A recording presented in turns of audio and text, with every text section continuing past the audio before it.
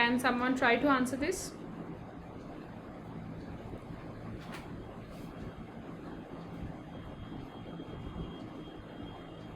Okay.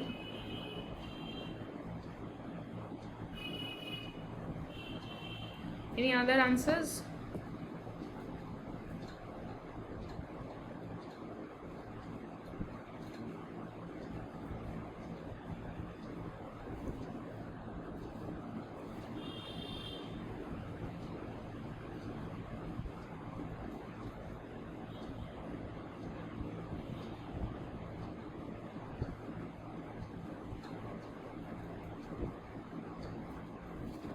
Okay.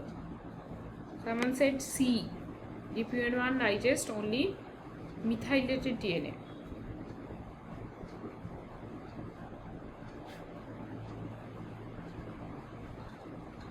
Okay, let's see. Let's look at that question. Any idea about site-directed mutagenesis? Does anyone have any idea about this particular process, site-directed mutagenesis?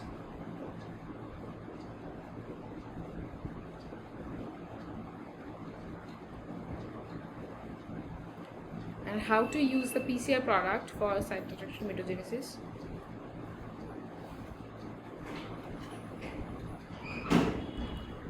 Okay, let's see. So site-directed mutagenesis, or SDM, it is an in vitro procedure. It is an in vitro procedure which uses custom designed oligonucleotide primers to confer a desired mutation in a double-stranded DNA plasmid.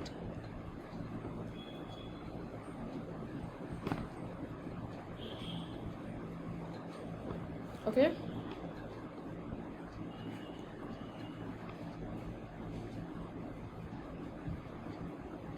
So this method was originally pioneered by Thomas Kunkel, and he took advantage of a strain of E. coli which was deficient in deutapase and uracil deglycosylase. Okay, so that the recipient E. coli, it gets degraded.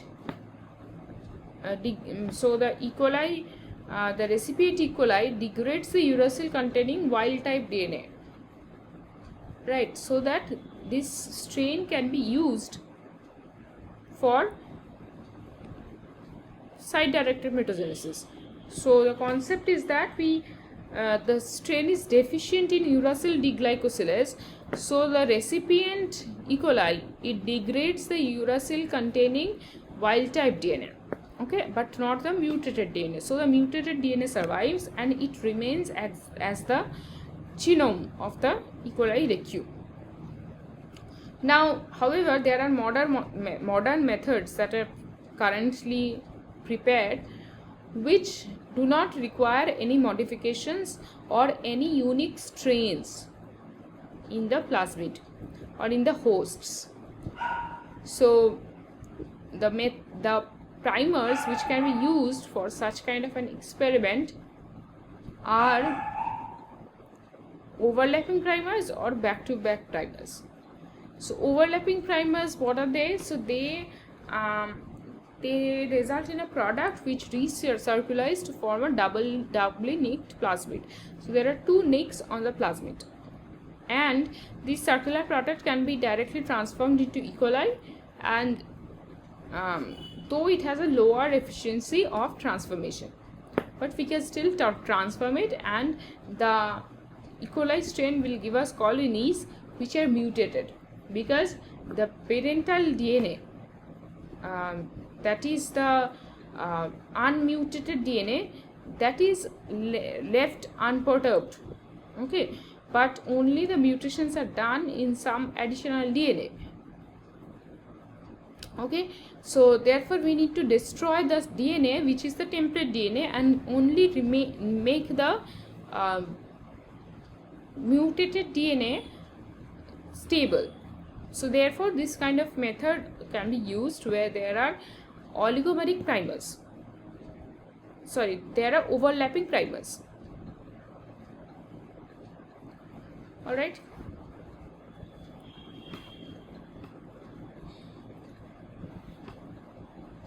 Now, PCR based site-directed mutagenesis, how it can be used is that PCR is used for site-directed mutagenesis, and the primers are designed to include the desired change. Okay, the primers are designed to include the desired change, and this change, what can be the different types of changes, like base substitution, addition, or deletion, right? And the mutation is incorporated in the amplicon during the PCR protocol. So the mutations are usually incorporated in the primers. Okay, the mutations are incorporated in the primers, and then when this primer amplifies the DNA, template DNA, this also introduces mutation in the daughter DNA. Now, next the question comes is that how you remove this parental DNA, which is very similar but just have base substitution, some addition or deletions of some bases. So these are the primers which can anneal to the template DNA. This type of primer is used for base substitution. So what you can see here is that in this particular region there is base A, right? And in the primer, if you put G in the place of A and then introduce this primer while doing PCR amplification, so obviously some product will be remaining which will have this actually have this kind of mutation, right? So therefore this kind of primers can be used for base substitution. Next is PCR for deletion. So here we can see this is the primer, this is the mutant primer where this particular region is deleted. So here this will sit on the template DNA like this. In this way it will sit on the template DNA, right? And then when it will amplify the template DNA, the mutated bases or the deleted bases will be removed out from the parental strand, right? From the not the parental but the daughter strands. The daughter strands will not have this kind of a deletion. Okay, now how to get rid of the parental strand? So first of all, what are the steps? Let's discuss the steps of the site-directed mutagenesis. So the first step is exponential amplification, okay, which is by the method of PCR. So suppose what we do is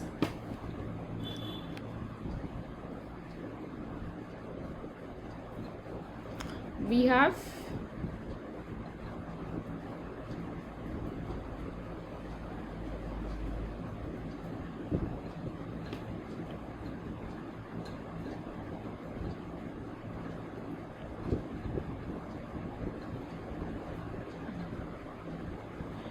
a double-stranded DNA, right? And this double-stranded DNA will be amplified by PCR. Now we have designed two primers. Suppose there is a T here, and obviously on the complementary side there is A. Okay. Now T is there on one strand of the DNA, circular DNA, and on the other strand there is A. Now suppose we want to change this T to G and A to suppose C. Okay, so now what will happen? We now want to change the single bases. So therefore we will design a primer in that way such that the modified primer does not have this kind of T or A. Okay, so therefore this method can be very well used, and this can very well incorporate mutations in the double-strand DNA plasmid. Now the next step will be treatment and enrichment. It is usually done with enzymes lipase, kinase, or DPN1. Now this enzyme DPN1 I'm going to talk about. and then what will happen is that this kind of broken this kind of plasmid, when it will be amplified, it will obviously form double strand DNA, which is linear, right? It will form this kind of double strand DNA, okay, which are not circular. Now this double strand DNA has to be treated and enriched with DPN1. So DPN1 is an enzyme. DPN1 is a restriction endonuclease which is methylation sensitive. So which means that it can cleave the DNA strand which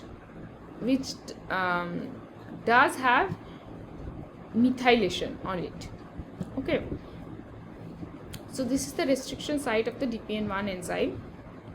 This is the restriction site of the DPN1 enzyme, and DPN1 is specific for methylated and hemimethylated DNA. So if the DNA is methylated or it is hemimethylated, DPN1 can conform, or DPN1 can bind to this kind of restriction endonuclease sites which are methylated. Okay, so for non-methylated sites, DPN1 will not work. For methylated sites, DPN1 works, and since it is isolated from E. coli strains, so these E. coli strains, they are DAM methylated. So which means that in these E. coli strains, there is one enzyme which is called DAM, so which can methylate the parental DNA. Right now, this methylation is important because when we are doing SDM,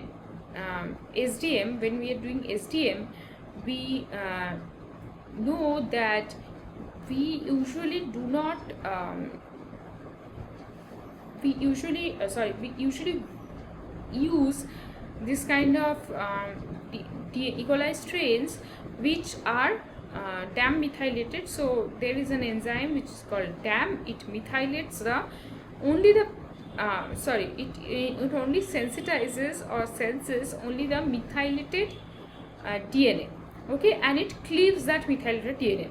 So therefore the parental DNA temple and the methylated DNA temple, so the parental DNA temple is the methylated DNA temple, and the unmethylated DNA temple, which is actually the new DNA template that can be that can be segregated from each other.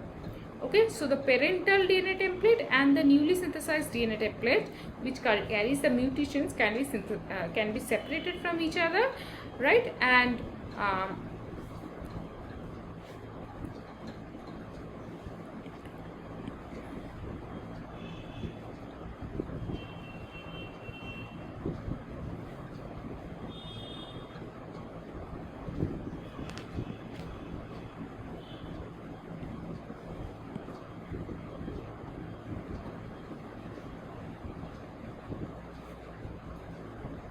okay, so this is the site which DPN1 can recognize, and DPN1 cleaves the methylated DNA, so it will chop off the parental DNA. However, the new strands of DNA which are not methylated yet will actually be used for further future purposes.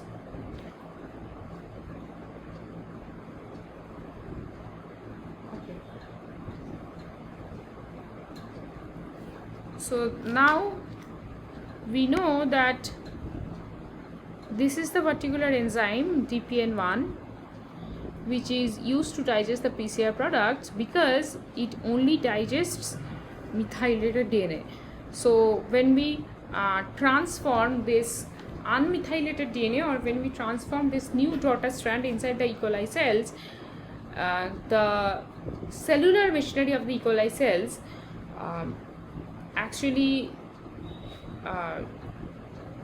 it can methylate the new strands also, But before that, before this methylation event, so when we are PCR amplifying the DNA products, the mutated DNA products, when we are PCR amplifying that, so they will not have this methylation, because they will not be introduced in any bacterial system, so they will not have methylation.